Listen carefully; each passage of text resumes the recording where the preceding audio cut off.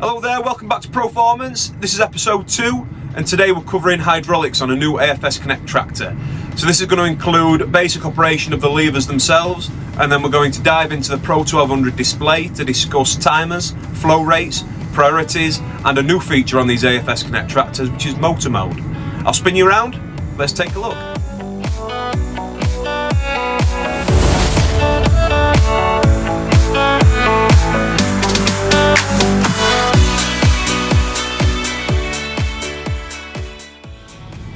Right, so our first stage of this episode is we're literally going to look at the basic operation of the levers themselves for the hydraulic spools. We'll take a look here, that's in neutral position. We can lock that off in neutral by sliding down the little collar. Means it will not move. Lift it back up, we can then resume movement of the lever. That takes us into the second position, which is manual mode, which is basically the further forward or further backwards you pull that spool lever, the more flow you get. When you get to a certain point, pulling it back, you'll feel a little bit of resistance. If we then pull a little bit further, the spool clicks. This then puts us into timer mode. And again, pushing it forwards, a little bit further, it clicks. When you release it, it goes back into neutral, but if you've got a timer set for that particular spool, it will keep pumping at that given time. Okay? We've then got the fourth position, which is float, and this is the only position that the spool lever will remain down in as a visual reference to make sure you know you've got it into float. Push forward, fill the timer, and then a little bit further into float. So that's the basic mechanical operations of the levers completed. What we're going to do now is move into the display itself, where we can change all the settings within those remotes. So on the armrest we've got a little button with a picture of a hydraulic ram on it. If we press that once, it brings up all the tractor settings on the right hand side, but most importantly brings you straight to the hydraulics. Front and rear, if we click on rear, you can see there we've got 1, 2, 3 and 4 with all the information displayed on there for what we need to see. Let's say we want to change number 1 spool settings. If we click in the box, a drop down menu appears with all the settings that we can change. Obviously there you've got extend and retract target flows, extend and retract timers, which can be altered by dragging the bar left or right across the screen and then using the arrows to fine adjust those settings. Same again with the timer, drag it left and right and then fine adjust. Alright. Underneath there you can see we've got something called extend timer learn and retract timer learn. So let's say for example we don't know the exact amount of time it takes to turn a plough over. What I would do is turn the timer learn on. I will set the extend timer to 0. If you watch down here as I use the spool, I'm going to pull and hold it in the timer mode and it starts to count how long I'm using that spool for. So let's say it takes 12 seconds to turn this plough over. As I release this remote valve, it will then save that time of which I was pulling it back. See there, extend timer 12 seconds. What I'm going to do now is turn the learner off, otherwise it'll keep recording. Turn the timer on, and then as I use my spool now till it clicks, you can see there that it's counting down.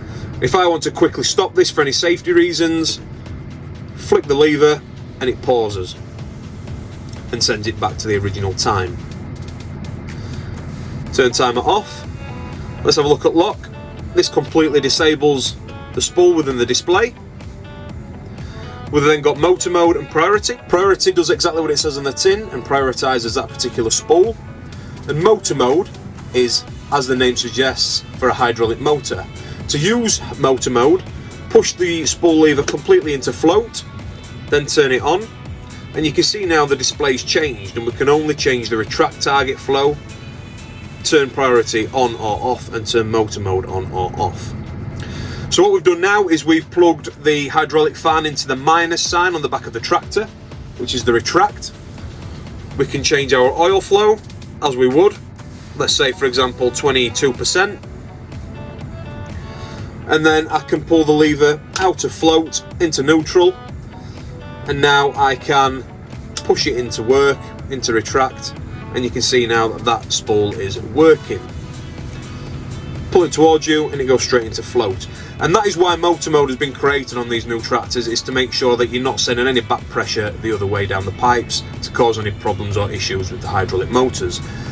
So you're either in float or you're in retract. It's a really, really nice feature.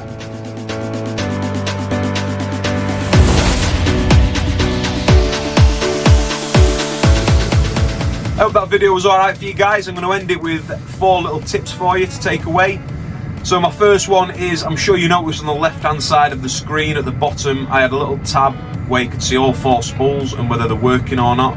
It's just a nice little indicator on whether you're in float, extending, retracting, or whether motor mode's working or in float, and whether you're in neutral or not. It's not always easy to know whether a particular spool is working, but down there you can quickly see. The second one is, imagine we've got an Isobus drill on and we need to set our fan speed. So instead of flicking backwards and forwards within your pages from your hydraulic remote flow rates back to your Isobus, you can still change your flow rate underneath the armrest like the old tractors. So literally lift the armrest up, use the left hand dial to choose which spool you want to change, and the right hand dial to set the flow rates, as you can see. Makes life really easy. You can see in the background the Isobus fan speed, and you can also see the percentage of flow you're changing to. The third little tip is turn around, have a look out the back of the cab, and you'll see a nice little sticker there telling you which pipes are plugged into at the back of the tractor. Makes it easy without having to get out and have a look which one you've plugged into and you've forgotten. The fourth thing, which is quite obvious to a lot of people, but you'll be amazed who doesn't know or maybe just didn't realise, is the plus and minus on the back of the tractor when you're plugging your pipes in.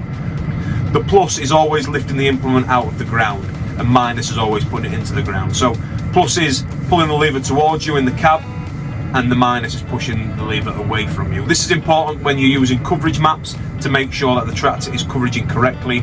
So when you're pushing the lever away from you, it's recording, and when you're pulling it towards you, it's lifting out and not recording. Hopefully that's alright for you guys. The next video is going to be aiming on the rear linkage, so that includes the arms up and down, the hydraulic top link, and the automatic pickle pitch and their operations. Stay tuned, I'm Ant, and this is Proformance.